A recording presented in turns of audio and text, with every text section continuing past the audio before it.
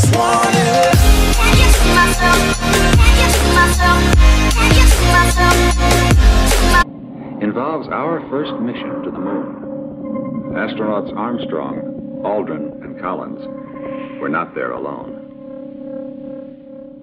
On the third day out, a strange object was spotted, but its distance and shape could not be determined. It disappeared, and the astronauts never knew what they had seen. When they neared the moon, they heard strange noises on their radio, which they thought could be a code. When Apollo 11 landed in a moon crater, Neil Armstrong reported to NASA Mission Control that two large mysterious objects were watching them. These two alien spacecraft landed near the lunar module. Buzz Aldrin took motion pictures of them from inside the module, and then continued photographing them from the moon's surface.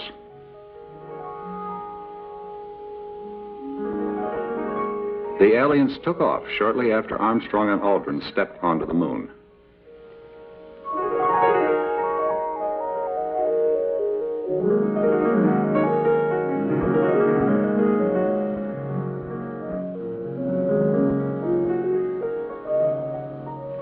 As the Aldrin pictures were never released by NASA, and there were several interruptions in transmission from Apollo 11, many conclude the suppression and censorship were part of NASA's ongoing cover-up of UFO encounters.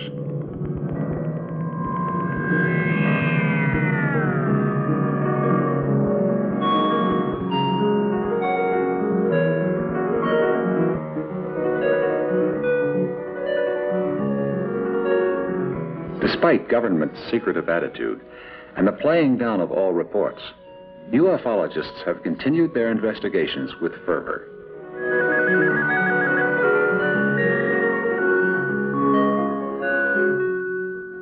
As descriptions of UFOs vary greatly, for more information, we have contacted the world-renowned ufologist Trevor James Constable, who has been cataloging UFO sightings for over 30 years. With reference to each particular type of photograph that I have taken, there are available similar photographs from other sources that were taken by people actually with little or no knowledge of this phenomenon, and usually they were accidentally taken. Here is the original bioform picture that I took in August of 1957. We call that one the amoeba, and there are some 4 successive photographs of this thing taken on infrared film immediately above my head, and then on the later exposures against the known background of the desert floor, a place to which you could return any time if you wished. This one was taken in color by a deputy sheriff, Sheriff Strock, near St. Cloud, Minnesota. There was a case involving President Carter's personal helicopter.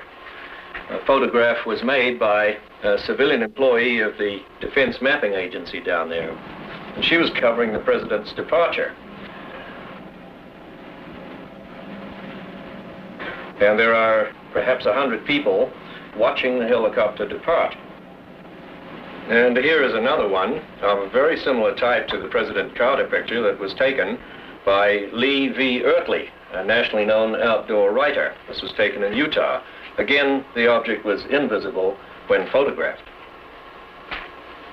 Here's one that was taken by me above the top of Mount Wilson in 1961, 4,000 feet in the air, just shortly after dawn. The object is of the same general type as the 2 that we've just seen. The objects in the Panama photograph involving President Carter's helicopter and the photograph taken by Lee Ertley, both of these would, to my evaluation, be manned objects or intelligently constructed objects, because it's obvious from the images that force fields of extreme strength are being employed in the propulsion of the disc or discoidal vehicle that appears in there. The picture tells you that this is something that is engineered rather than biological.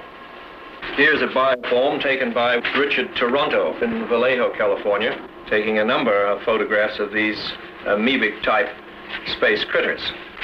Here is a photograph of the late George Van Tassel, very well known in UFO research.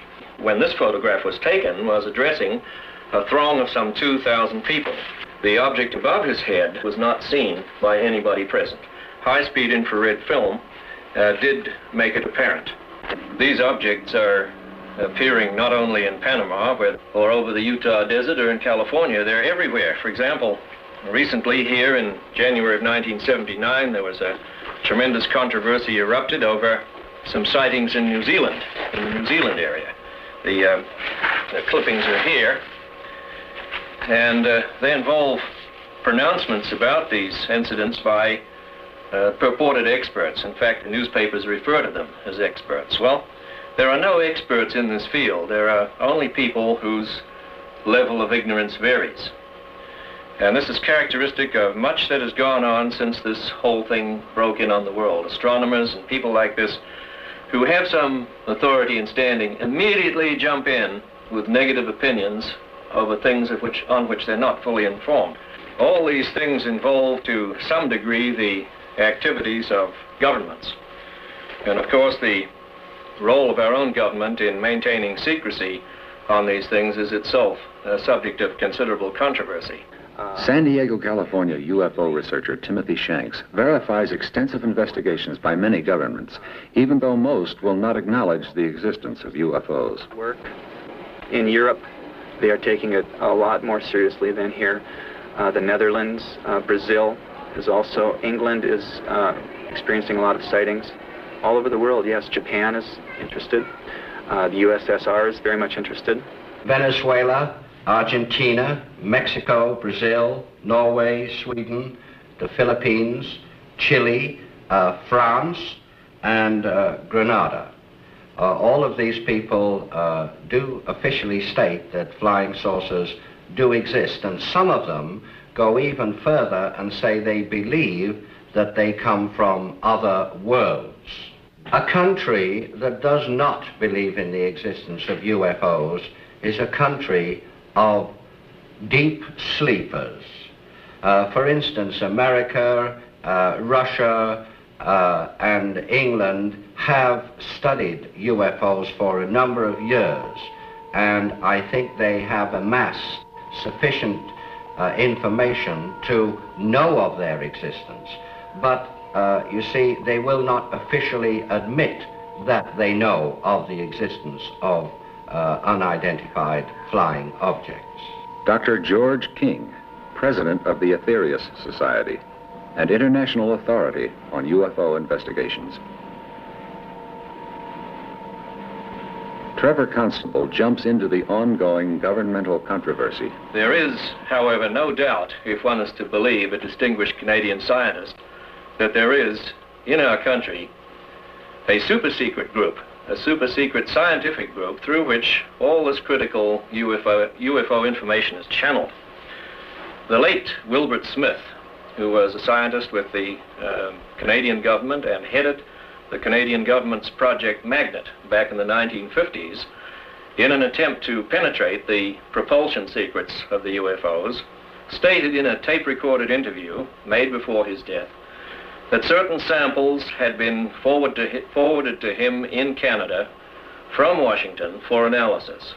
And after he made the analysis in Canada, he was required to return the fragments to this super-secret agency in Washington. And he specifically stated that the agency was higher than the CIA. So the government is in it up to its neck, despite any press and propaganda releases that the Air Force or anybody else makes to the contrary. They're in it. Dr. Frank E. Stranges, director of the National Investigations Committee on Unidentified Flying Objects, takes a shot at government and its cover-up. I would say in my 32 or 33 years of UFO investigation, I have found definite evidence of a conspiracy. When we speak of the word conspiracy, it's a group of individuals who gather together with a prime purpose of either doing good or evil to a subject or another. As far as UFO conspiracy is concerned, yes, there are forces at work to squelch all valid UFO material. The United Nations has gone on record as saying that they would favor open hearings, open investigation, but the first nation to object was the United States, and this is rather comical.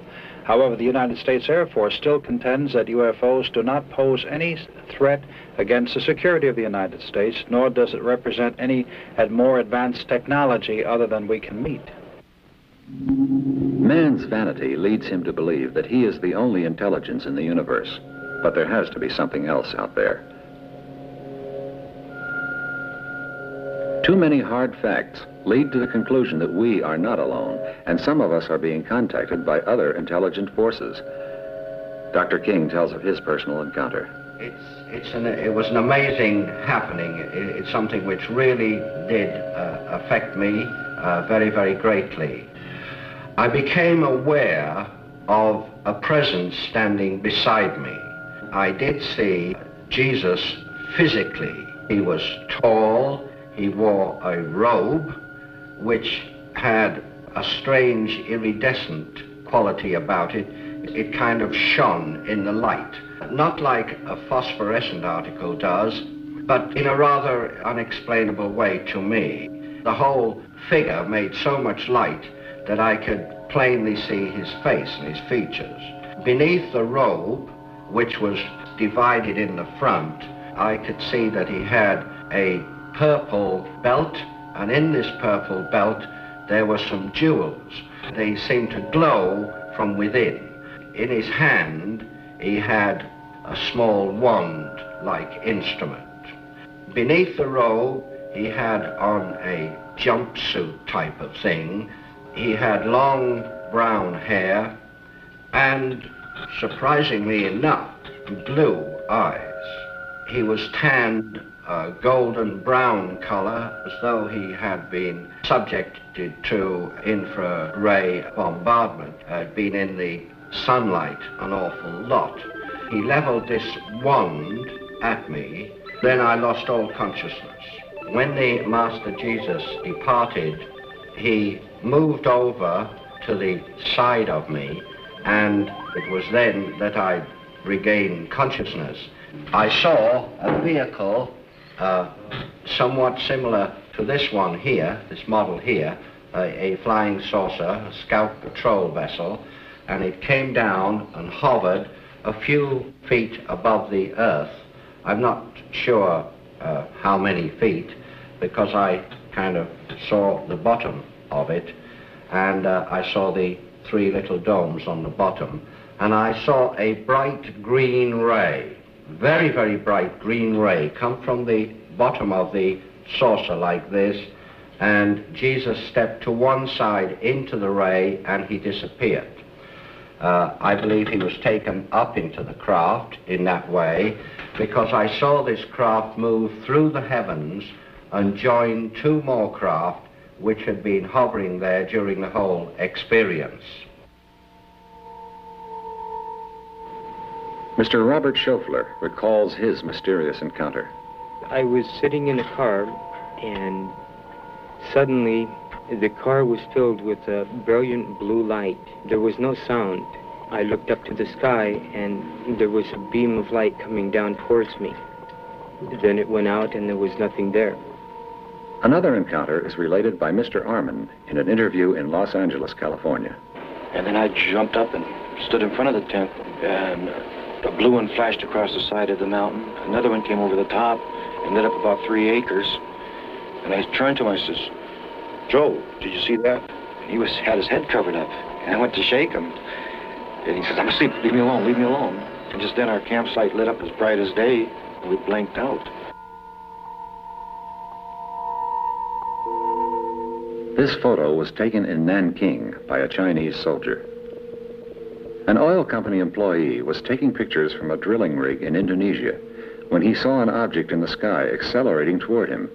With one shot left, he took this photo just before it veered off. Photographic evidence of unidentified flying objects has come from all over the world.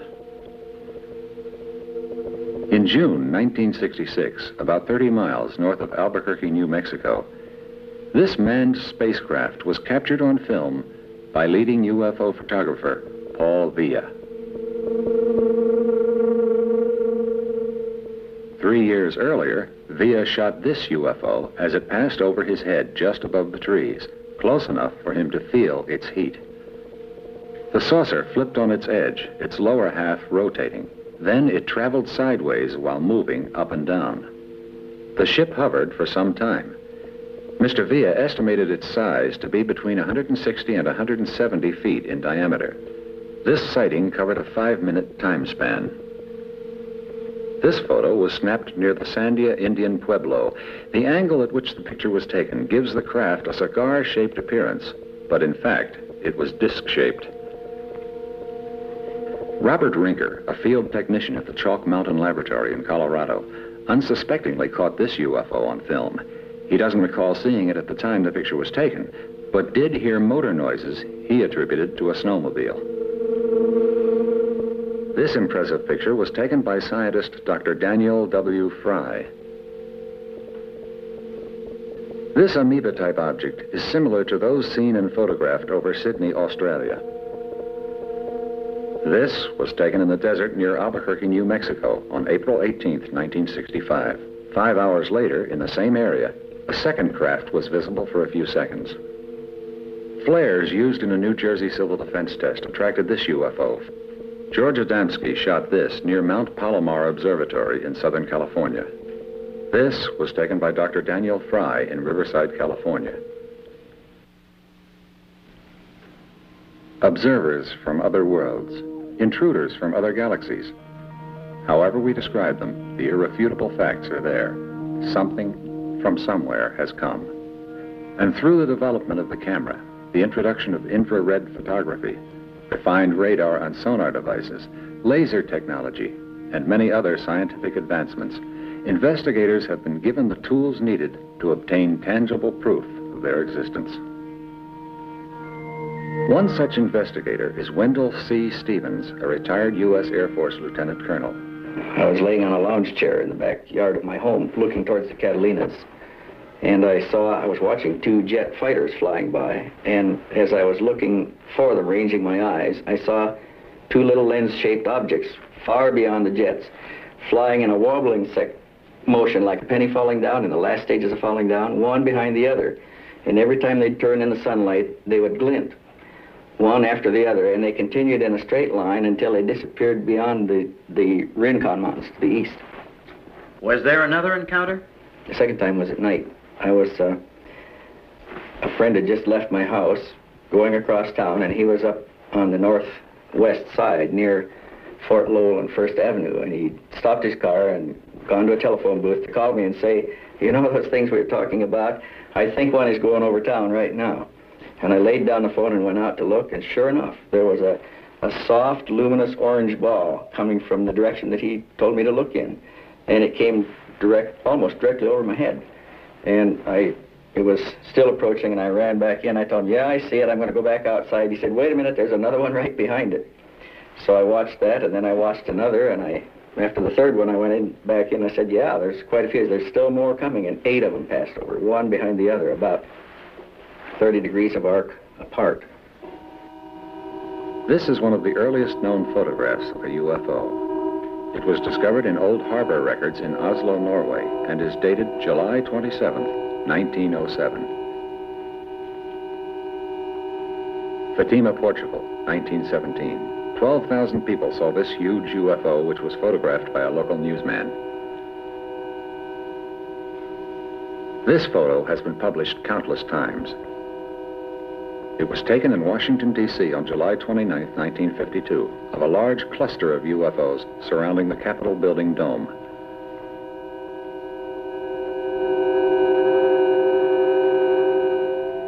A Marine Corps pilot, while flying reconnaissance over Korea during the police action of the 50s, spotted this object, gave chase, and was able to get this aerial photo before the unknown darted out of sight. This was shot by an 11-year-old boy in Japan in 1976 and declared authentic by experts. The location was Tainter Lake near Colfax, Wisconsin, April 1978. A man and his girlfriend were enjoying their afternoon of fishing when the sighting occurred. He grabbed his Instamatic camera and shot these photographs during the 3 to 4 minute encounter. Mr. Joyce and his wife Norma, on an evening walk in Hot Springs, Arkansas, spotted this UFO. Wendell Stevens continues. I had some contact with witnesses in Alaska when I was on a military assignment up there. They experienced close approaches by circular disc-shaped craft over the polar area as we were mapping that region from 1947 to 1950. Although limited in ways of communication and record keeping, there are still many indications that sighting of UFOs and alien encounters occurred thousands of years ago.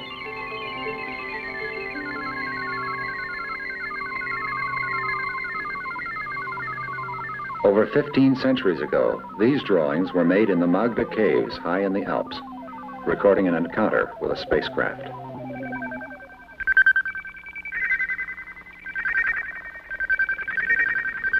Together with the objects most familiar to the early caveman, such as the bull, horses, and trees, we find over and over again, most faithfully reproduced, other things natural to the environment. Flying discs and cigar-shaped objects that are simply known on Earth today as UFOs.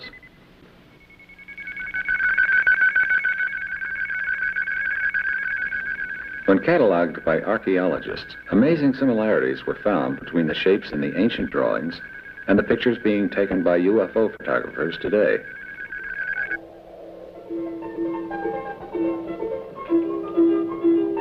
If you were to travel south from Lima along the coast of Peru, with the Pacific Ocean on your right and the Andes on your left, you would soon arrive at Nazca, a small, modest agricultural community of hard-working descendants of the pre-Incan Indians.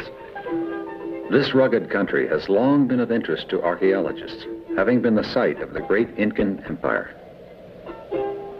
In recent years, other scientists and researchers have journeyed to this impoverished area in search of traces of an ancient civilization who kept records of visitations of spaceships and space beings. These researchers feel that much that they have found thus far lends support to the theory that aliens did come to this planet and possibly colonized. They argue that the great achievements made by the Incan Empire are totally unexplainable unless the simple Indian people had been guided by beings of much greater intelligence and knowledge. Throughout this area, startling evidence of alien visitation is found in these explicit rock drawings.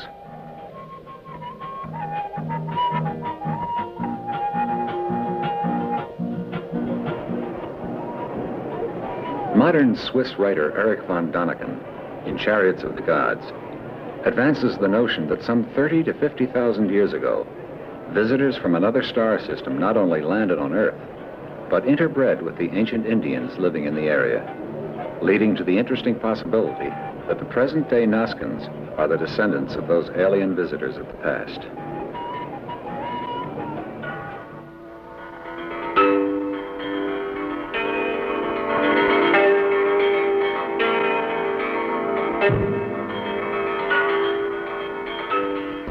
In the ruins of the great Mayan center at Chichen Itza, we can still see the bas-reliefs on the remains of the walls of the great Temple of the Warriors and the many colorful drawings which depict spacemen and spaceships. The same type of carvings and drawings are found in the ruins at Uxmal. In the days when the Mayan civilization flourished, each community depended on a ceremonial center, each with its own identity and architectural style. Yet one thing they all had in common was the picture writing depicting the space beings and their ships. It is, of course, possible that visitors from a more advanced civilization did bring to our planet the knowledge of mathematics and physics that were necessary in the building of the pyramids and Stonehenge. As far back as the Middle Ages, men had no doubts. These huge constructions were the work of unearthly beings. Some of today's researchers believe that Stonehenge was built as a most sophisticated astronomical observatory used for predicting eclipses. But by whom?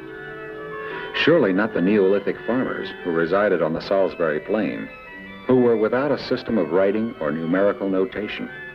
Surely, these simple people were incapable of demonstrating the skill in surveying and geometry necessary for such accomplishments. We have seen photos of alien ships, but we can only speculate on the means used to propel them. Some ufologists believe that these highly intelligent beings have not only discovered the secrets of the natural forces that control the movement of the planets through the universe, but have been able to harness these forces for use as the ultimate power source. To explain this propulsion theory, noted scientist, educator, and UFO lecturer Chan Thomas. I'm a scientist.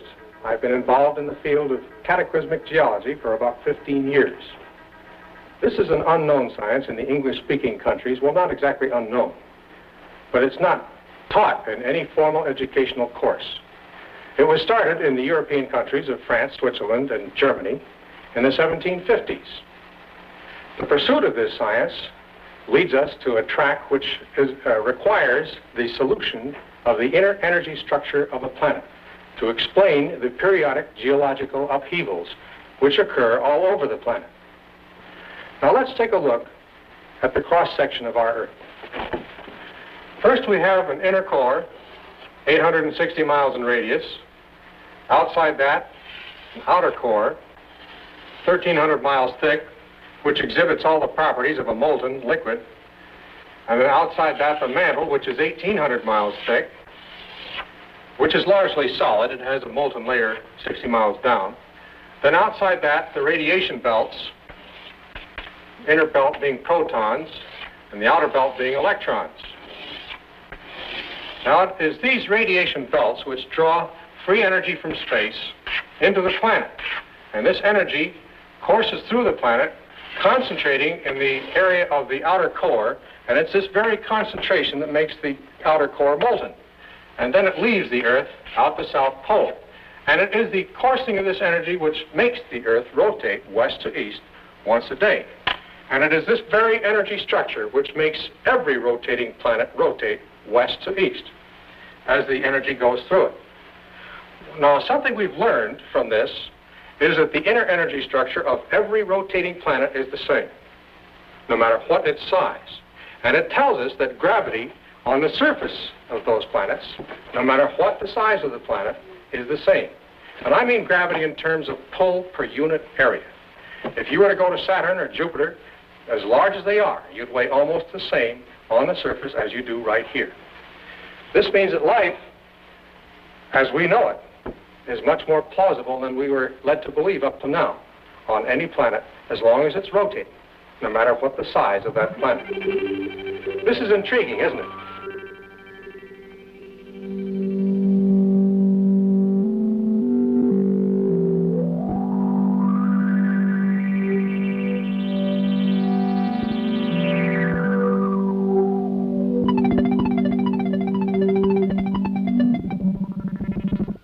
In a letter dated September 23, 1947, to the Commanding General of the Army Air Forces, Lieutenant General Twining of Air Materiel Command expressed the opinion that there was sufficient substance in the reports of UFOs to warrant a detailed study.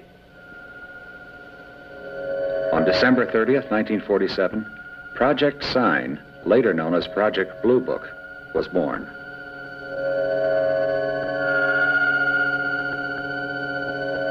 In 1956, Dr. J. Allen Hynek, astronomy professor at Ohio State University, an astronomical consultant to Project Sign and Project Blue Book, went to the Smithsonian Institute and convinced them to establish a satellite tracking network to obtain information on UFOs. Since 1975, a series of science workshops has examined two questions. Does extraterrestrial intelligent life exist? And if it does, how can it be detected? The workshop activities were part of a feasibility study on the search for extraterrestrial intelligence, better known by the acronym SETI, or SETI. This study was conducted by the NASA Ames Research Center. Thomas Miller offers his theory on propulsion. They do fly interstellarly. However, they do not fly in the same manner that the rocket ships fly or blast off from Earth as we know it. they use the electromagnetic lines of force which permeate the universal substance of this galaxy. The brothers on the other planets have evolved much more rapidly than the people on the Earth, and the ones that we have contacted have transmitted their messages to Earth, and they have given us pertinent information of instrumentations which they will help us build and construct when they do make physical contact, such as an energy device which will use the natural oscillation of atom structures themselves. We will be taught how to arrange the vibrancy of the atoms to extract natural energy emanations from the very atom substances and siphon them off into power stations. And it will be a free type of energy. Mr. Carl Anderson, an employee of the U.S. Navy in Long Beach, California, one of the many people who claim to have been abducted by aliens, describes propulsion systems as explained to him by his abductors. Space people describe how the ship was propelled. Yes, they told me all about the propulsion of the ship. In fact, they told me that the interplanetary spacecraft are what we've come to call flying saucers, and they told me that the craft was essentially a flying electrical motor.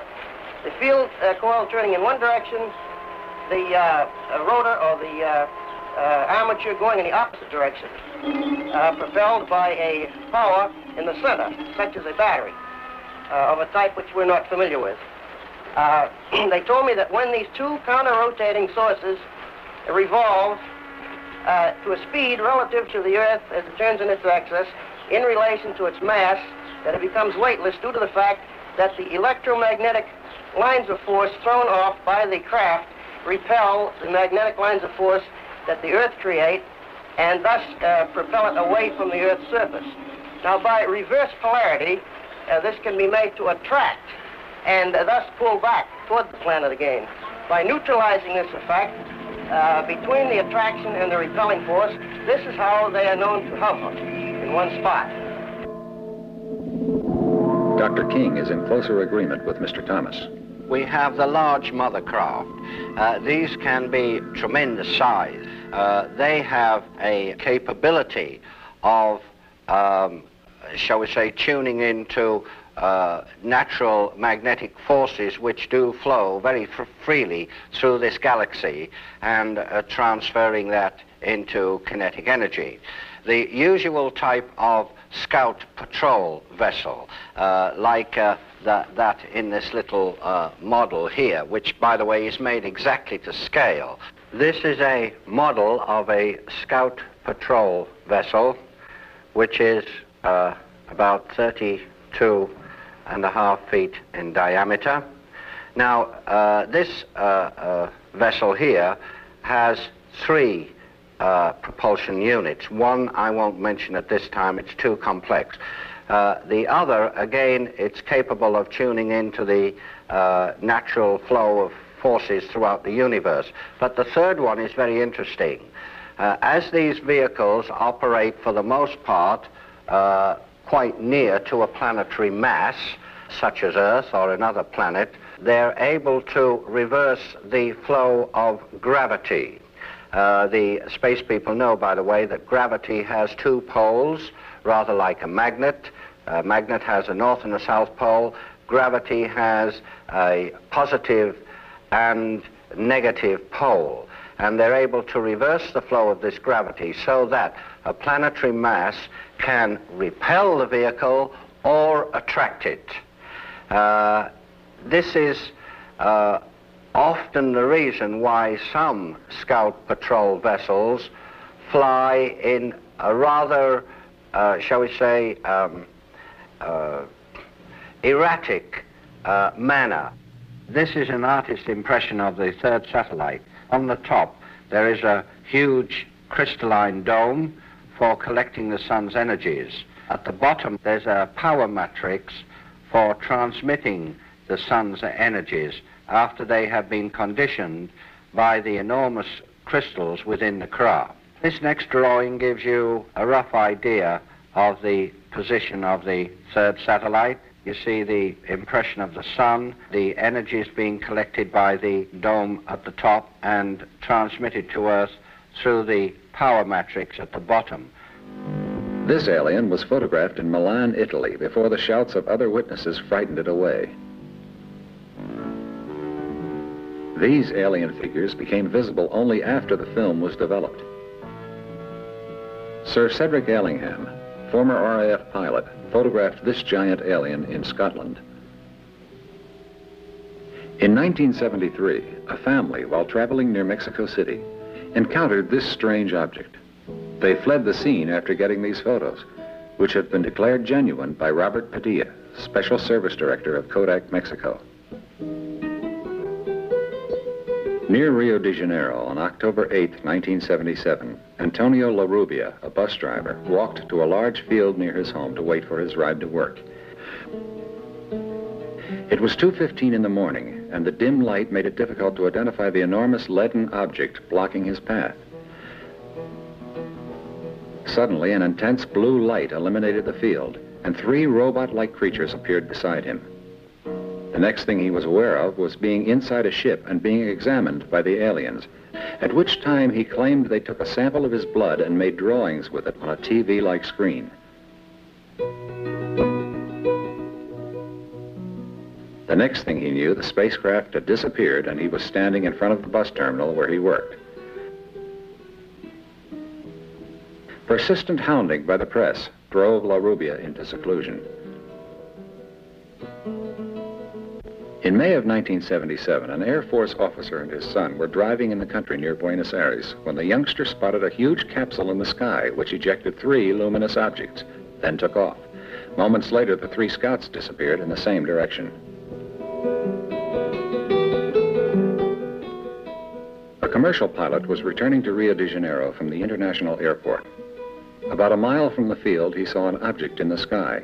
These are photos taken of the Saturn-shaped object, which had been hovering between 2 airport runways.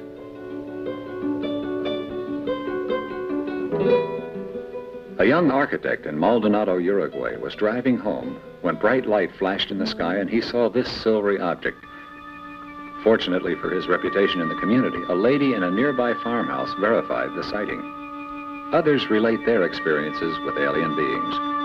Robert Short tells of his strange encounter. My first encounter was in October 1958 with what I claim to be an extraterrestrial being that I've since found out comes from the planet we call Saturn in our solar system. It was, to me at the time, a very frightening experience. The being said to me, "We have come down to make an adjustment in the power of our craft. We will see you at a future time." Mr. Robert Schofler. I found myself going to Orcas Island in Washington, Key West in Florida, Palenque and Chichen Itza on the Yucatan, Teotihuacan at Mexico City. And each of these places, I met beings. They would come up to me and know who I was, not by name, but why I was there, and they had similar purposes. Doctors King and Stranges disagree. All the people in this solar system are friendly disposed towards Earth, and they are very, very advanced people. But there are other people in other parts of, well, not only this galaxy, but galaxies beyond this, that have not been friendly. In fact, the solar system has been attacked by outside forces in the last few years. And in order to repel these forces, there was something which we might call a galactic war. UFOs have had this Earth under surveillance for many thousands of years, and if they were going to attack or cause the human race any problems, they would have done so a long time ago. But there have been a few cases where some cattle and some people have even suffered because of so-called negative saucers. Someone said if these are intelligent beings from outer space, they couldn't be too intelligent if they're visiting the planet Earth. But on the other hand, I believe that we have been a source of, shall we say, potential threat because, as one scientist put it, we can take and set the atmosphere on fire with hydrogen devices, and this could cause the planet Earth to be completely destroyed by fire, and in so doing, it could disturb the other planets in our solar system. Mr. Thomas Miller. They will be landing very soon as the Earthman receives the Space Brothers in an open, receptive way where they would lay down their hatreds, because the Space Brothers bring a whole new way of life which will restructure society as a whole. We will start to tear down the various prejudices which we have had against life on other planets and life in other worlds. Chan Thomas discusses solar energy. Let's take a look at what would happen were we to build a model of this. You know, this is a pretty good space vehicle. Oh, yes, it's limited, to be sure. It only orbits and rotates. But it's been doing a pretty good job for almost 5 billion years of just orbiting and just rotating. Well, let's build a model which we can control more than nature controls a planet. And let's build an inner core which, instead of being solid, is hollow. And let's build an outer core around it, which we'll call the shell of this model. And let's leave off the mantle, because planets, when they're born, don't have any mantles. Our mantle has grown on it since it was born. And let's have this vehicle with its own radiation belts, inner belt of protons and the outer belt of electrons. And these actually form donut lenses, as I like to call them, to draw free energy from space into this model. And it courses around the inner core. Now, with the polar structure, unlike that of planet, first with one north pole, as any planet has, but 3 south poles instead of 1 south pole on our model. And somehow in this, I won't go into the technical details here, but somehow within this vehicle, this model, let's retain the ability of taking this energy as it courses around the model and distributing it to any 1, 2, or 3 of the south poles, so that the energy leaving is not like a planet just out the south pole. We can make it go out in any direction we want to, horizontally if we want to, or vertically by summing the outputs of the 3 poles. What we have done here is to build a freely navigating planet, and we can build it to any size we want, small, large, and we find that the larger we build it, the easier it is to build it. In essence, what we've done is to build a vehicle which will do everything that these UFOs are supposed to be doing, as claimed by the people who have seen them. Well, what about UFOs? I really don't care whether they exist or not. I think the problem is to build one. Let's get on with the business of building these vehicles. And if the UFOs are there, we'll join them. And if they're not there, look how far ahead we'll be.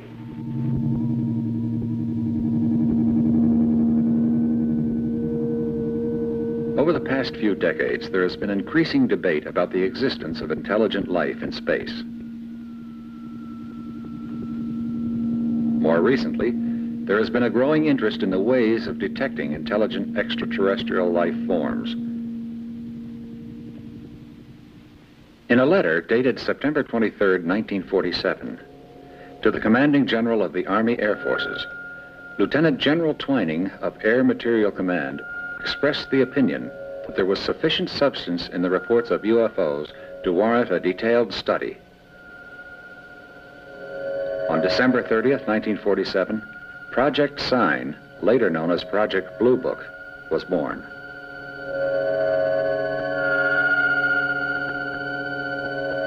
In 1956, Dr. J. Allen Hynek, astronomy professor at Ohio State University, an astronomical consultant to Project Sign and Project Blue Book, went to the Smithsonian Institute and convinced them to establish a satellite tracking network to obtain information on UFOs. Since 1975, a series of science workshops has examined 2 questions. Does extraterrestrial intelligent life exist? And if it does, how can it be detected? The workshop activities were part of a feasibility study on the search for extraterrestrial intelligence, better known by the acronym SETI, or SETI. This study was conducted by the NASA Ames Research Center. Project Blue Book, begun as Project Sign in 1947, assigned its staff to carry out three main functions. First, try to find an explanation for all reported sightings of UFOs. Second, determine if UFOs pose any threat to the security of the United States.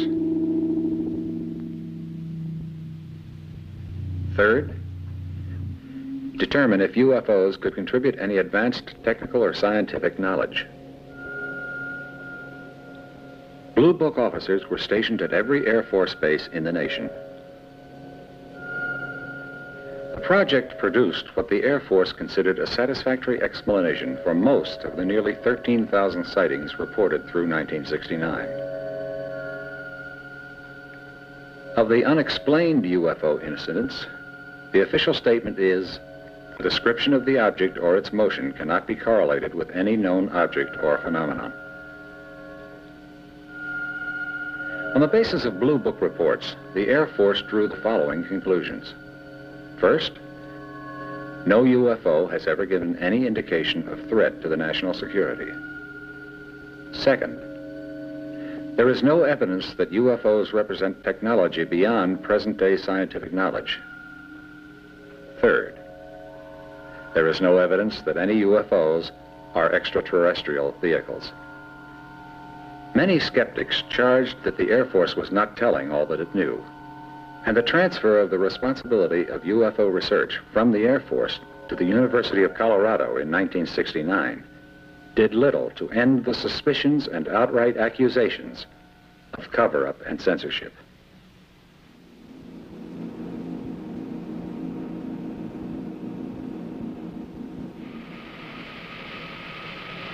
It is interesting to note that while the Air Force was in charge of the UFO investigations, they spent U.S. tax dollars quite freely, employing top scientists, the FBI, the CIA, and many special armed forces investigators. For nearly 30 years, the Air Force kept its files classified.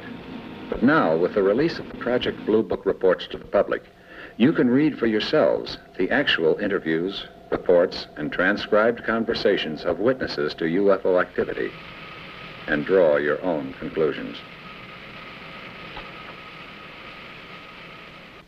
UFOlogists now agree we must turn to the scientific community, not the military, for UFO investigations. Scientists differ in their speculations as to the kind of life forms which may exist in outer space. The Soviets seem committed to the idea that it would be essentially the same kind of life as exists here on Earth, from bacteria to man. In Western scientific circles, many possibilities are explored. Life based on ammonia, or even inorganic compounds. All over the world, researchers are simulating the conditions of other planets in the laboratory in order to see if bacteria and other simple organisms can survive. In many cases, the Earth bacteria has shown remarkable endurance and adaptability. Mineralogists, physicists, and biologists are hard at work studying meteorites, as they are the only extraterrestrial bodies available. The proof of the existence of organic substances in meteorites would support the existence of life outside the Earth.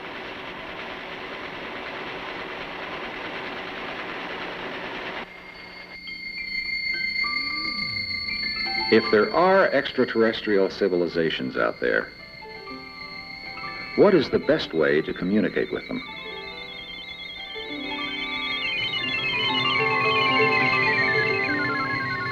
With our present technology, we can only hope the radio signals we are beaming into the galaxy will be heard and answered.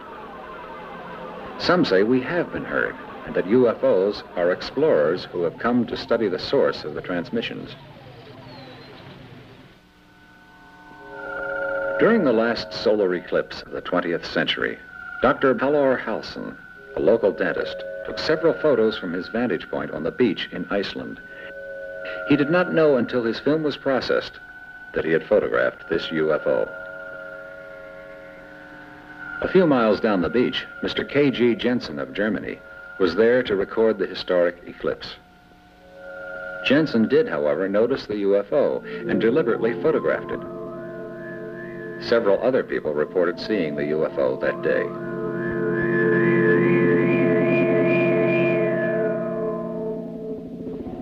This was taken in Lublin, Poland, August 30th, 1977, by a photographer who still lives behind the Iron Curtain and asked to remain anonymous.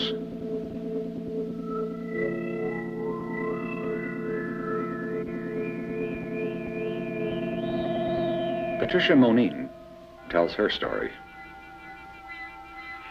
It was January 1977. As we came to the station where my father is a customs officer, when we came upon this thing which sat motionless in the sky.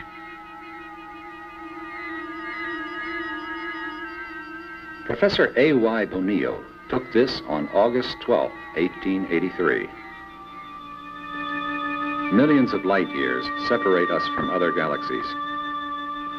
So even though the thought of interplanetary travel is most appealing to the human imagination, it is not possible with our present technology. However, there could be civilizations in the universe that are far more advanced than we are, that have developed not only the means for communication, but also the means of interplanetary transportation. Mr. Woody Atkins deliberately set out to photograph UFOs reported in the vicinity of Laurens, South Carolina, on January 31st, 1978. He had 2 cameras, both equipped with ultraviolet filters. The 2 rolls of film were sent to different labs for processing. The original slides from roll 1 were lost. But fortunately, the originals were returned on the second roll, and they were computer enhanced. These are the results of that procedure. Notice the amoeba-like appearance of the object after being examined by the computer. This particular form of UFO has been the subject of great study by Trevor James Constable, pioneer UFO investigator. Amongst the things that I've discovered, I feel that the most important is the establishment of 2 main classes of these objects. In other words, the introduction of what I consider to be the first qualitative element in the whole subject. This is the division of these multiform phenomena into 2 main separate divisions. On the left, the most commonly accepted and commonly recognized bracket of phenomena, those objects that appear to be structured ships capable of interplanetary space flight or flight even beyond that. In other words, high-performance craft.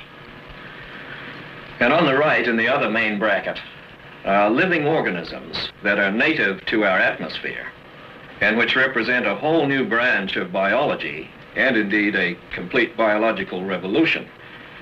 And I'm the individual who first extensively photographed this level of life, although it has been sporadically photographed through the years, accidentally photographed by many people. And these days, even Kenneth Arnold, the man who first put the term flying saucers into the English language, he himself now accepts that these atmospheric fauna, for want of a better term, I call them the critters, that they constitute a very substantial body of the totality of what we now call UFOs. The crucial thing was the use of infrared film that is sensitive to heat as well as to light. And this simple substance, which has been in existence for, at least 75 years, it's the principles of sensitizing film to react to heat have been known for at least that long, enables you to double the size of the window with which you look at the universe. It's a very simple concept. If I use this playing card here, for example, to represent the size of the window that the human eye has on reality, with violet at this end and red at that, then that is the foundation of our conceptions of the universe and life and of UFOs. If you take infrared film, what that does, without your necessarily seeing it, is increase the size of the window until it is that big. And so you're seeing almost twice what the unaided human eye sees. And this, over a long period of years, has yielded, I would say, the largest single body of evidence gathered by one person as to the nature of these things that's in existence.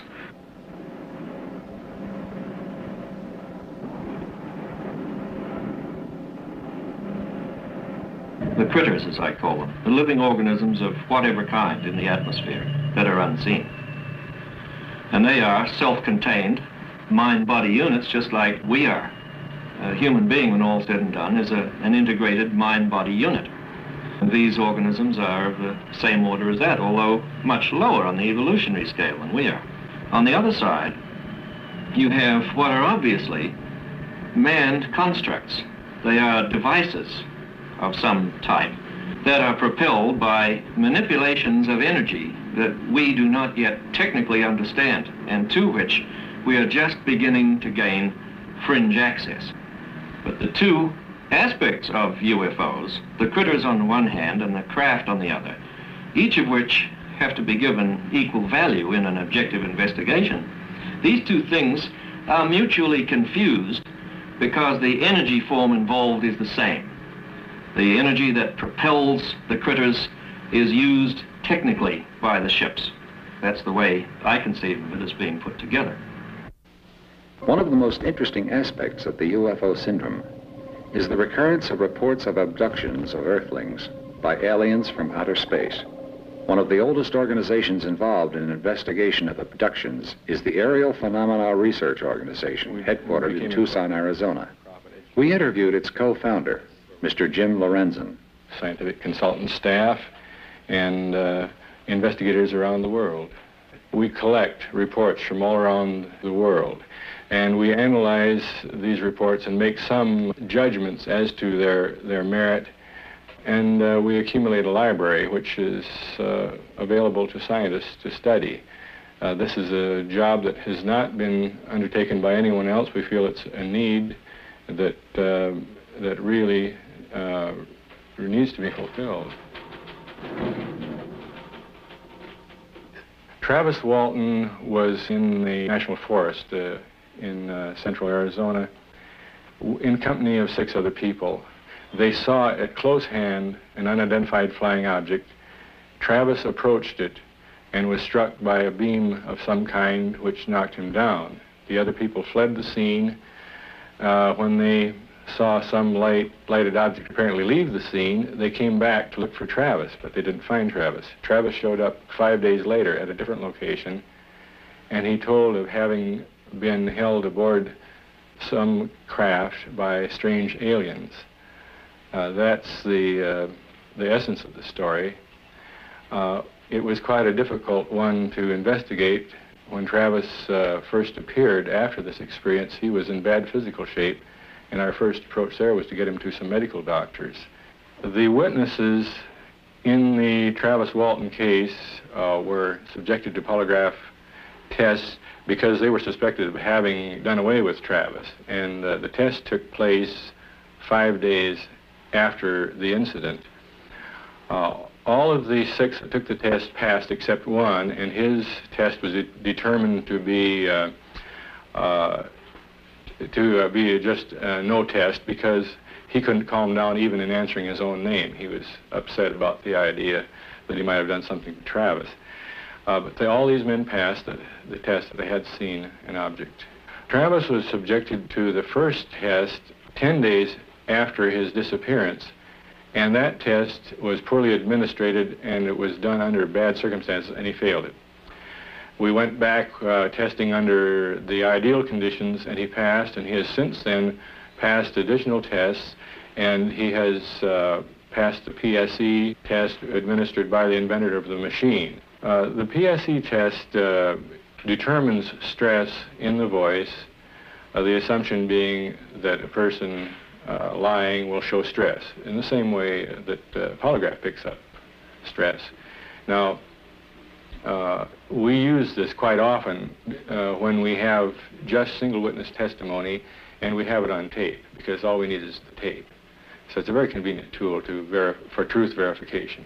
We conclude that Travis Walton was telling the truth about a real occurrence to the best of his ability. In the most unusual encounter ever reported, an Italian security guard was abducted for an incredible 4th time. Fortunato Zanfretta of Genoa, Italy, has been hypnotized, given truth serum, and subjected to intensive questions. But his story is unshakable. Zanfretta's first 2 abductions, both in December of 1978, were followed by another in July of 1979.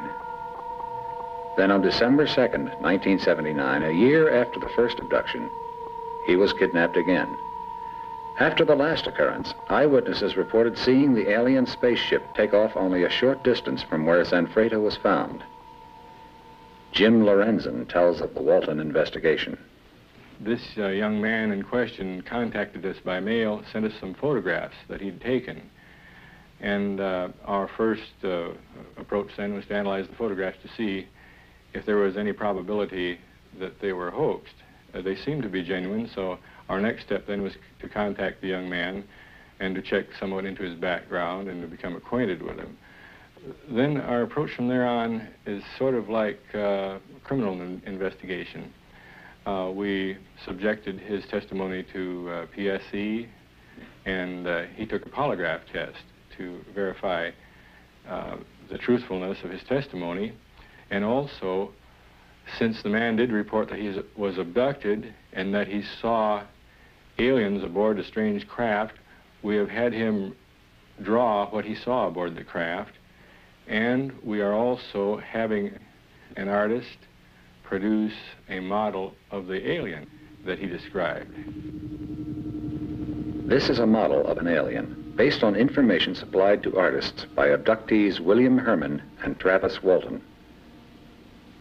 Artist Alan Levine created this sculpture. Using the same procedures followed by police departments when investigating a crime, artist Levine was able to arrive at this likeness of the alien. Sketches were made while the abductee described the creature, and after these were corrected, Levine proceeded with the sculpture. This was a painstaking endeavor, as the witnesses did not always agree. Both men agreed on the almond-shaped eyes, small nose and mouth, the unusual position of the ears, and the large hairless skull. And although the alien does have a mouth, all communication was telepathic.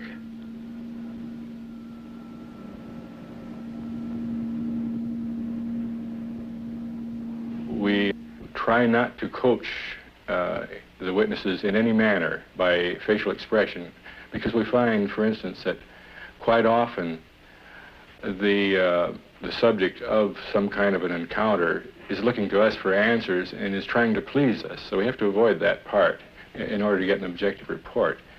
I think that our first concern that we always show is the welfare of the witness. Abductee Robert Short. I began to understand that my work would be through the auspices of the solar government on Saturn in this system. Alan Michaels tells of his abduction.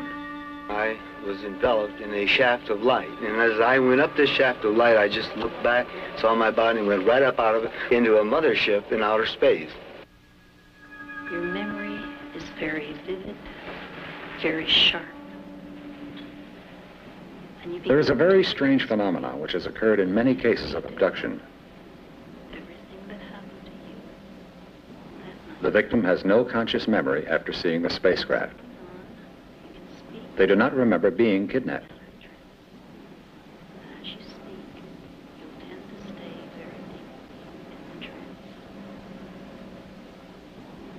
Vicki Davis didn't remember being abducted until she was regressed under hypnosis by a qualified medical doctor.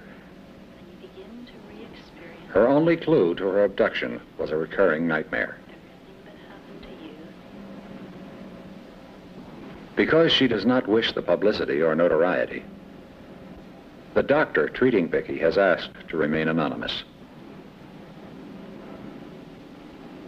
This actual hypnosis session has been edited due to time limitations. From this point on, you can speak without coming out of the trance.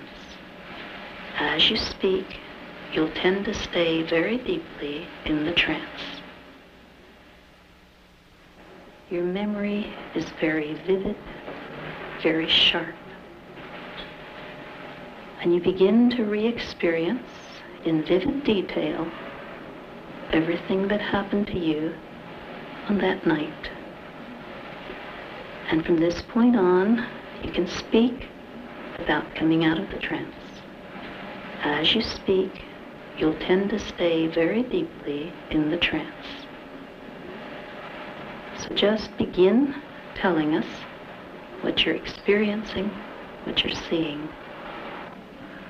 Driving into the rest area, and we're getting out of the car and going to the bathroom.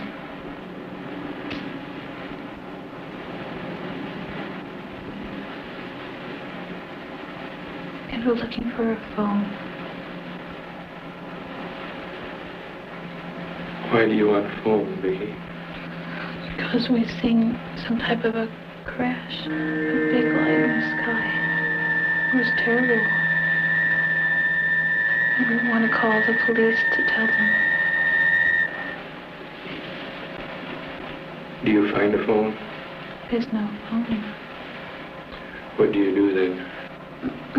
My mom looks up at the pretty stars, and I look over by the entrance and see a white cloud. It's coming closer. Maybe there's specks all around. Little gold things running all around. And I'm walking towards it. And I'm looking up.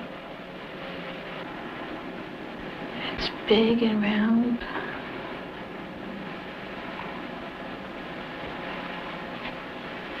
Can you see into it?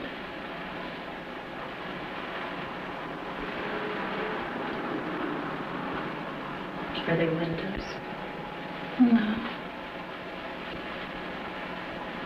What do you see inside?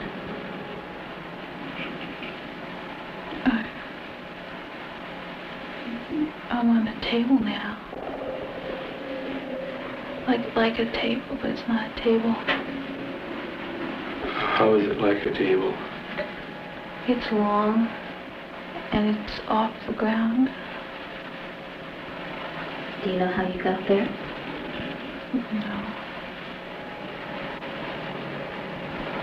Tell us what happened on the table. Can you tell us about that? There's light coming from it. And they have some type of a thing. When you say that there are some things, can you be more specific and tell us what sort of things you're talking about? They're big energies, very glowing, and they move.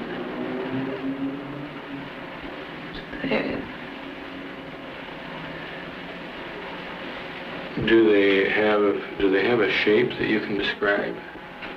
They sort of have like a head and like arms, but they don't really have feet. And they're glowing, changing. How do they move? They just float, bob. Are there any noises coming from them?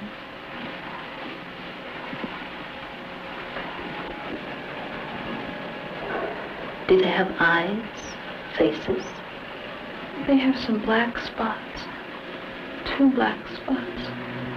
How many are there? 3, 4. And what are they doing to you on the table? They're looking me over with some type of a thing. It's a machine type of a thing. It has light. Our cameras were allowed to be present when Brian Scott went into a self-induced hypnotic trance.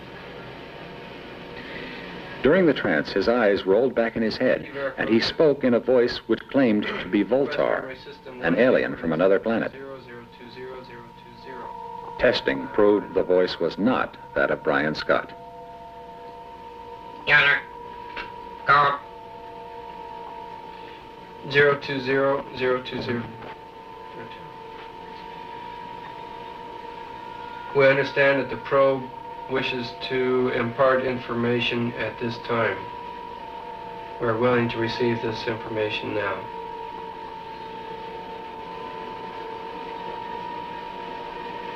Acknowledge. Unity. Transfer. Voltar. Delay factor. 7. Relay. Open. Daniel. Physical. Energy. Displaced. Unity. Of the Council. Dr. King discusses the cataclysmic results of alien intervention on our planet. There were ancient civilizations in chronological order. Lemuria came first, and some people believe that this was where the Pacific Ocean is now, and mankind reached quite a high stage of evolution in Lemuria, so high, in fact, that he discovered how to split the atom. And, of course, mankind being what he is, a very warlike creature, well, the result was the destruction of Lemuria. And also, the Earth at that time did flip a few degrees on its axis. Later on, we had another civilization built up again from the atomic ruins of the last, and that was Atlantis. Now, it's interesting thing about Atlantis is this, that at one time, science can prove that the whole of Europe was covered with deep snow and ice.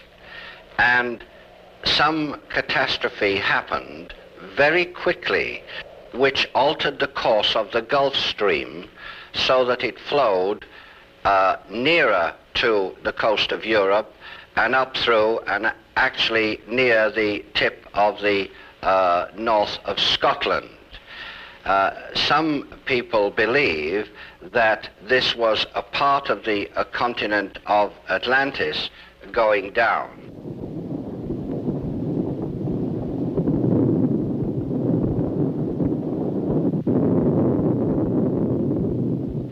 Two of the most ancient books on Earth are now translated from the Sanskrit into English, and they do talk about Vimanas, which were flying machines, and they do talk about two atomic weapons that were used.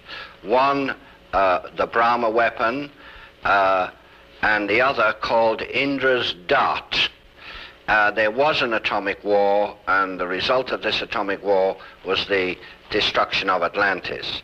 Again, it's very interesting to note that people are now making quite some discoveries in this regard. For instance, they found a huge road about 100 foot beneath sea level. This road is made of very, very large stones which do not belong in that area, and these stones are fit very, very closely together. The stones, they estimate, weigh hundreds of tons each, and it's possible that the Atlanteans had powers which we do not have today. Are they trying to communicate with Earth through Vicky? What is the meaning of this strange writing, which bears a remarkable resemblance to the ancient Sanskrit?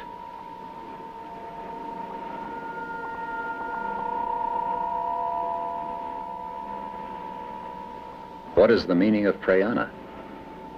Could it be the planet or solar system where Vicky's abductors came from? Doctor, is Vicky's case valid or unusual? Yes. I believe that she had a very valid experience, and this is corroborated by the regression of her mother to the same event. And while her mother was not abducted, her mother did describe a period of time lapse. Why do you, as a highly regarded medical doctor, investigate these abductee cases? Because I've had a personal UFO experience. I have seen UFOs in my own experience, and that's why I am interested in it. Was that a frightening or traumatic experience for you? No, simply a sighting. I see. Do you think someone could be abducted or taken away and have no conscious memory of such an occurrence, Doctor? Not forever, no. I think it can be temporarily blocked, yes. Doctor, are you treating others with experiences similar to Vicky's? Yes, there are several, maybe 3 or 4, that are possible abductees, but they're still in the preliminary stages, and we need to have further investigative sessions with them. Is hypnosis always an effective tool in these abduction cases? That varies with the individual. Everybody differs in their ability to go into hypnosis, and also they vary in their ability to go into a depth of hypnosis. It requires a fairly deep trance for regression. Could you tell us a little more about regression, Doctor, and how it works? Regression is simply taking the person back in time, in memory, to an event that had significance to him. Police departments now use hypnosis to try to learn the truth in criminal cases. Are you aware of this? And if so, what is your opinion? Yes, I think they're using it more and more, although I question the validity of such investigations because... Dixie Yetarian has asked her opinion of the possibility of extraterrestrials visiting our planet. I wouldn't want to discount the possibility, but I have to tell you that I'm a skeptic as far as most of the claims that are made. I feel that we probably are, well, that we would have to have tremendous egos if we were to feel that we're the only life forms throughout all of the universes. But I honestly don't feel that there are very many people who have had any contact with them. Tell me, Dixie, how do you explain the fact that even under testing, the abductees' stories remain unchanged? You know, in my classes, I teach my students to go into a meditation in which they have an experience in which they go up onto a mountain and then they materialize for themselves an old man who has all knowledge, and they can ask all kinds of questions to this person. The person is actually an aspect of their own personality. And if they were to have had such an experience in a meditative state without being told first that this was an aspect of their own personality, they might think that this was an extraterrestrial being or something. It's very possible that these people are in contact with some aspect of their own personality and are just self-deluded. I honestly don't believe most of the experiences, although I have to say that most of the people I've talked with who claim such experiences are very sincere. They really believe. To those who have had these experiences, they are very real. One such person is retired Air Force Colonel James McNamara, former press advisor and public information officer to General Van Fleet with the 8th Army in Korea. He is presently involved with city government in Los Angeles, California. Colonel McNamara. During my twofold career as a radio news reporter and a military man of some 23 years of service, I've encountered a number of incidences in the field of UFOs or unidentified flying objects. Do honestly believe that they are here, that they are real. For example, in 1954, I'm convinced that I had a sighting of a triangular formation of flying saucers over the coast of Santa Monica. At that time, I had reason to look to the skies. I was on a street intersection in Los Angeles, some 6 or 7 miles east of the city boundary of Santa Monica, and I was surveying the skies because I had been doing radio broadcasts for some time and had been capping them with weather forecasts. Unfortunately, the weatherman had been erroneous for the past 2 or 3 days, so I was looking to the skies to see if tonight he was perhaps right in predicting April showers.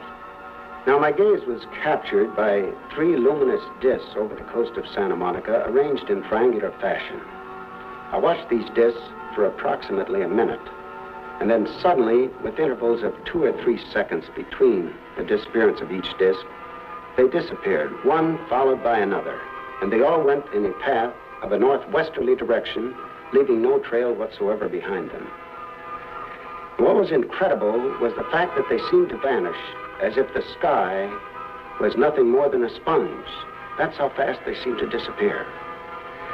Several months later, I had the opportunity of covering a story for a magazine, Pageant Magazine, a story, the locale of which was in San Fernando Valley.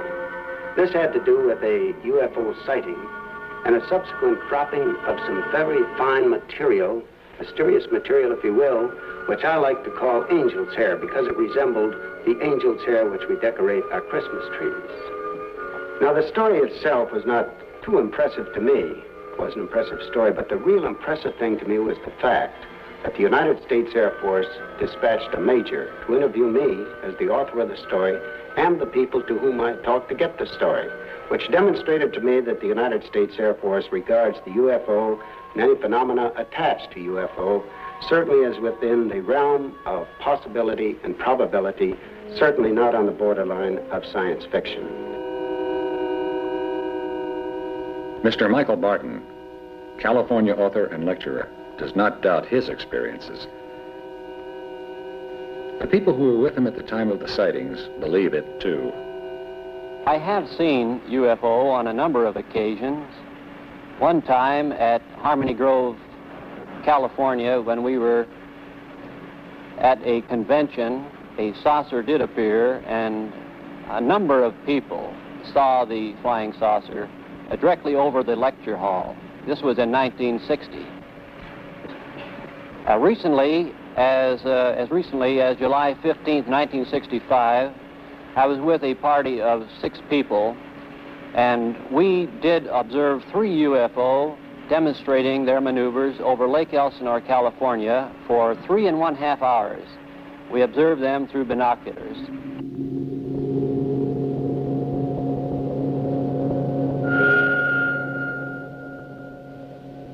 Colonel McNamara concludes. I have talked during my career as a reporter with many, many people who have had sightings of UFOs and who have given me the complete impression that they too, as I feel, believe that UFOs are real and that there are visitors here in our Earth from outer space.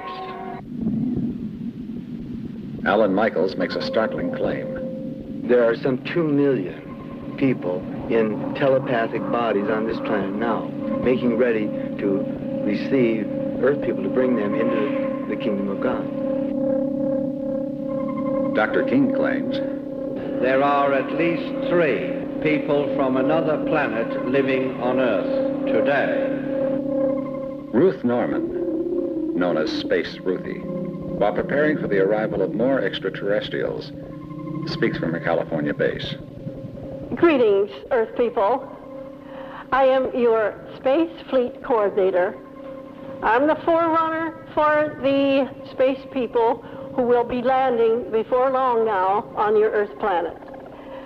I am the messenger and a forerunner and ambassador from many of the spiritual worlds and the physical planes and the astral dimensions who have come to this your Earth planet to introduce you people to a higher way of life. Dixie, if aliens were to contact someone here on Earth, who do you think it would be? Well, first of all, I think that they would probably contact some of our great minds, some of our political leaders. I really don't think that they would channel through so-called mediums and give information about the nitty-gritty affairs of a person's life. These mediums who claim to be channels for extraterrestrial beings, people come to them and ask about their love life and their business concerns. I really don't think extraterrestrials would be interested in that. There are many, many, countless thousands of people who live here, who have incarnated here, but not who have come via spaceship. They're self-deluded. I really believe that. Most of them. I wouldn't want to make that a blanket statement. The ones I've met. I think it's really dangerous what they're doing. Mainly, as I wrote in my book, I've seen too many cases of people getting involved with these people and watching a trance mediumship sort of experience and then going home and thinking, gee, I could do that. And they go into a trance experience and maybe contact some aspect of their own personality that they've sublimated, some fear or anger, and then bringing that forth and not being able to deal with it, and they end up on a psychiatrist's couch or at their priest's. Not all sightings can be dismissed as unreliable. An object standing still in the sky over England was photographed by an airline pilot taking home movies while on holiday. It hovered for quite a long time, and he knew it was definitely not an airplane. He continued filming it as it streaked across the sky, leaving a visible trail.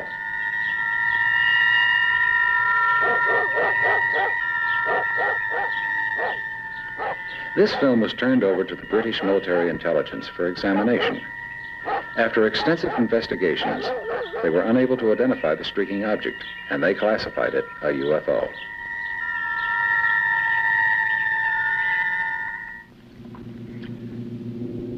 This rotating craft was hovering over the trees in Merlin, Oregon, when photographed on 16mm motion picture film by Dr. Daniel W. Fry. The same rotating ship was also photographed 700 miles away in Joshua Tree, California. Dr. George King. Almost always when people have a close proximity sighting, that is a UFO very near to the road, for instance, if they're driving along in their car, the car engine will stop and the headlights will go out, etc. This is common. It's happened all over the world. From his patrol car, Val Johnson saw a bright light in the sky. He recalls only the sound of shattering glass. Then, he was 854 feet from where he started. The engine was dead, the clock and his watch were stopped, and his face and eyes were burned.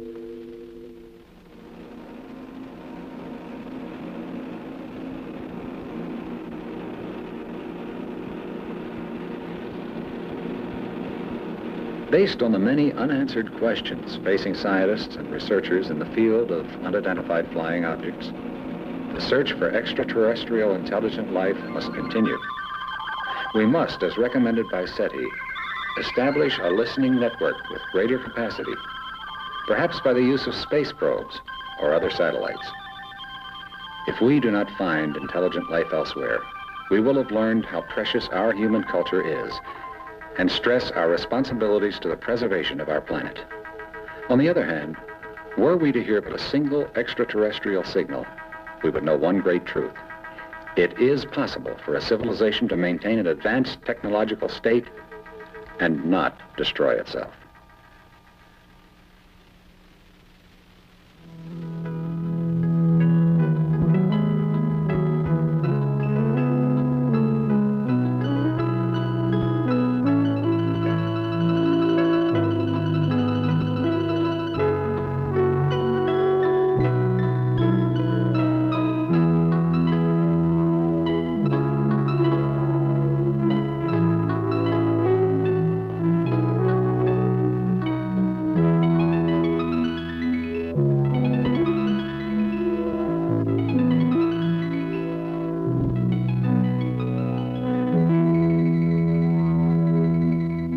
I became aware of a presence standing beside me.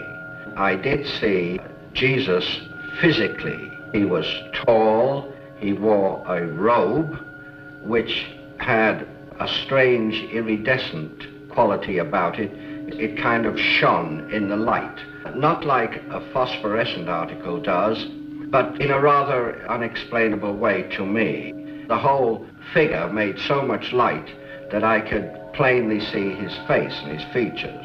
Beneath the robe, which was divided in the front, I could see that he had a purple belt, and in this purple belt there were some jewels. They seemed to glow from within. In his hand he had a small wand-like instrument. Beneath the robe he had on a jumpsuit type of thing. He had long brown hair and, surprisingly enough, blue eyes.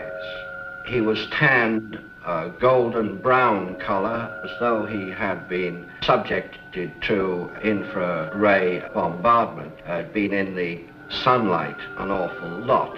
He leveled this wand at me, then I lost all consciousness.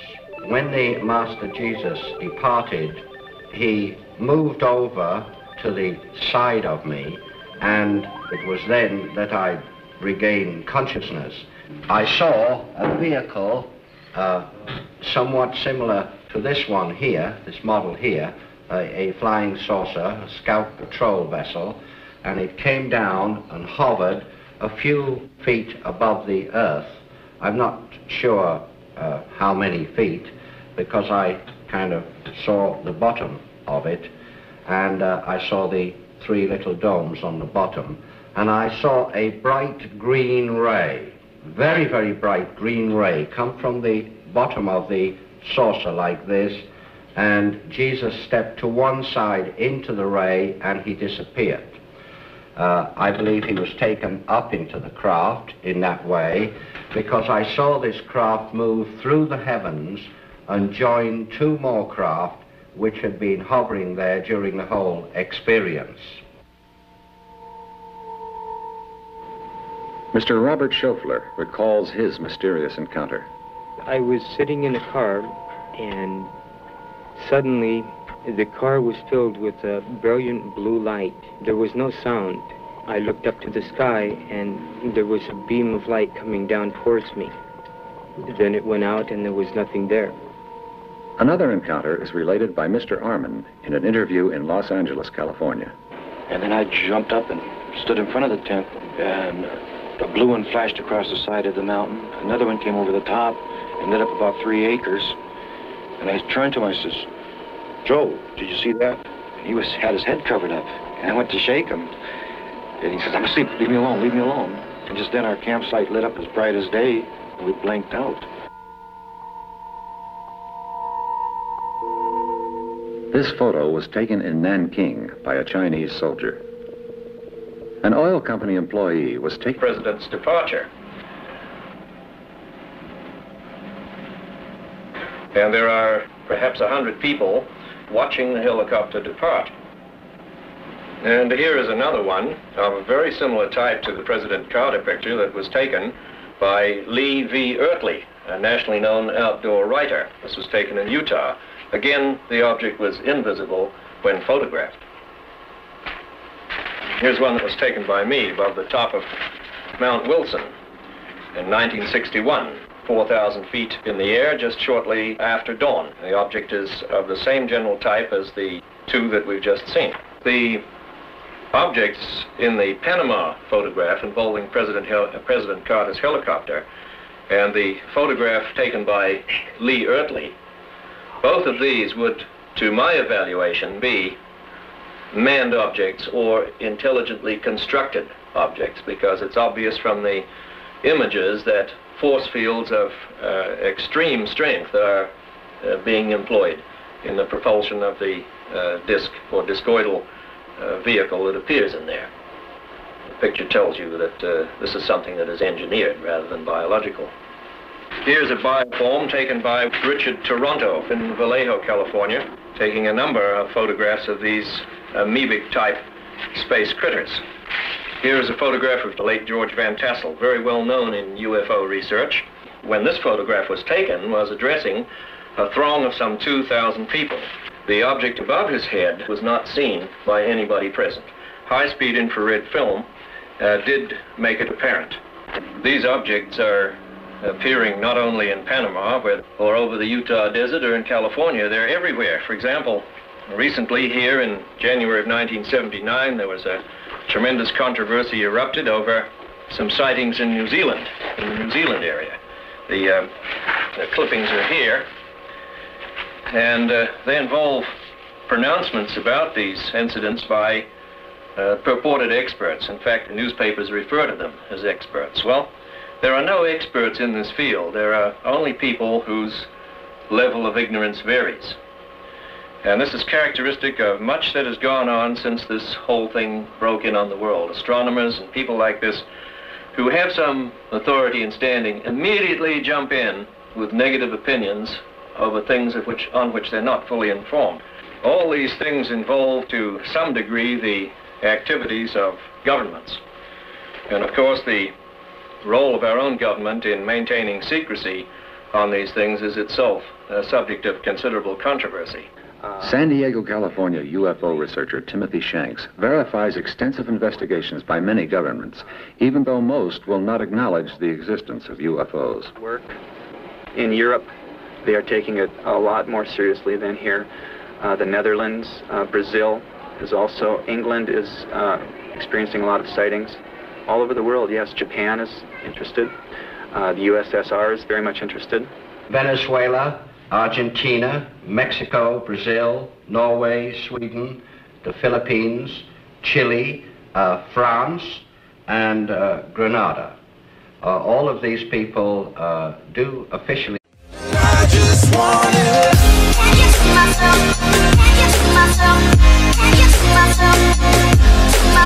involves our first mission to the moon. Astronauts Armstrong, Aldrin, and Collins were not there alone. On the third day out, a strange object was spotted, but its distance and shape could not be determined. It disappeared, and the astronauts never knew what they had seen. When they neared the moon, they heard strange noises on their radio, which they thought could be a code. When Apollo 11 landed in a moon crater, Neil Armstrong reported to NASA Mission Control that two large mysterious objects were watching them. These two alien spacecraft landed near the lunar module. Buzz Aldrin took motion pictures of them from inside the module, and then continued photographing them from the moon's surface.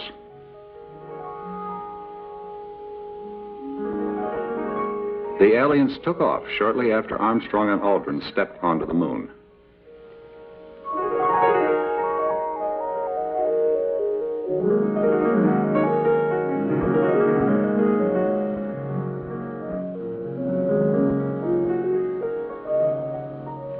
As the Aldrin pictures were never released by NASA, and there were several interruptions in transmission from Apollo 11, many conclude the suppression and censorship were part of NASA's ongoing cover-up of UFO encounters.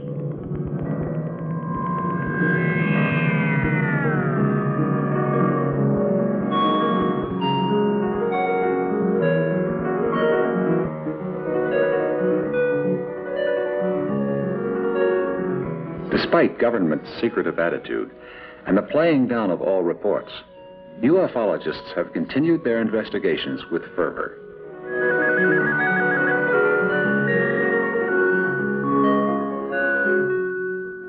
As descriptions of UFOs vary greatly, for more information, we have contacted the world-renowned ufologist Trevor James Constable, who has been cataloging UFO sightings for over 30 years. With reference to each particular type of photograph that I have taken, there are available similar photographs from other sources that were taken by people actually with little or no knowledge of this phenomenon, and usually they were accidentally taken. Here is the original bioform picture that I took in August of 1957. We call that one the amoeba, and there are some 4 successive photographs of this thing taken on infrared film immediately above my head, and then on the later exposures against the known background of the desert floor, a place to which you could return any time if you wished. This one was taken in color by a deputy sheriff, Sheriff Stroke, near St. Cloud, Minnesota. There was a case involving President Carter's personal helicopter. A photograph was made by a civilian employee of the Defense Mapping Agency down there. And she was taking pictures from a drilling rig in Indonesia when he saw an object in the sky accelerating toward him. With one shot left, he took this photo just before it veered off. Photographic evidence of unidentified flying objects has come from all over the world. In June 1966, about 30 miles north of Albuquerque, New Mexico, this manned spacecraft was captured on film by leading UFO photographer Paul Villa. 3 years earlier, Villa shot this UFO as it passed over his head just above the trees, close enough for him to feel its heat. The saucer flipped on its edge, its lower half rotating. Then it traveled sideways while moving up and down. The ship hovered for some time. Mr. Villa estimated its size to be between 160 and 170 feet in diameter. This sighting covered a 5-minute time span. This photo was snapped near the Sandia Indian Pueblo. The angle at which the picture was taken gives the craft a cigar-shaped appearance, but in fact, it was disc-shaped. Robert Rinker, a field technician at the Chalk Mountain Laboratory in Colorado, unsuspectingly caught this UFO on film. He doesn't recall seeing it at the time the picture was taken, but did hear motor noises he attributed to a snowmobile. This impressive picture was taken by scientist Dr. Daniel W. Fry. This amoeba-type object is similar to those seen and photographed over Sydney, Australia. This was taken in the desert near Albuquerque, New Mexico on April 18, 1965. 5 hours later, in the same area, a second craft was visible for a few seconds. Flares used in a New Jersey civil defense test attracted this UFO. George Adamski shot this near Mount Palomar Observatory in Southern California. This was taken by Dr. Daniel Fry in Riverside, California. Observers from other worlds, intruders from other galaxies. However we describe them, the irrefutable facts are there. Something from somewhere has come. And through the development of the camera, the introduction of infrared photography, refined radar and sonar devices, laser technology, and many other scientific advancements, investigators have been given the tools needed to obtain tangible proof of their existence. One such investigator is Wendell C. Stevens, a retired U.S. Air Force lieutenant colonel. I was laying on a lounge chair in the backyard of my home, looking towards the Catalinas, and I was watching 2 jet fighters flying by, and as I was looking for them, ranging my eyes, I saw 2 little lens-shaped objects far beyond the jets, flying in a wobbling motion like a penny falling down in the last stages of falling down, one behind the other, and every time they'd turn in the sunlight, they would glint, one after the other, and they continued in a straight line until they disappeared beyond the Rincon Mountains to the east. Was there another encounter? The second time was at night. A friend had just left my house going across town, and he was up on the northwest side near Fort Lowell and First Avenue. And he stated that flying saucers do exist, and some of them go even further and say they believe that they come from other worlds. A country that does not believe in the existence of UFOs is a country of deep sleepers. For instance, America, Russia, and England have studied UFOs for a number of years, and I think they have amassed sufficient information to know of their existence. But you see, they will not officially admit that they know of the existence of unidentified flying objects. Dr. George King, president of the Aetherius Society, an international authority on UFO investigations. Trevor Constable jumps into the ongoing governmental controversy. There is, however, no doubt, if one is to believe a distinguished Canadian scientist, that there is, in our country, a super-secret group, a super-secret scientific group through which all this critical UFO information is channeled.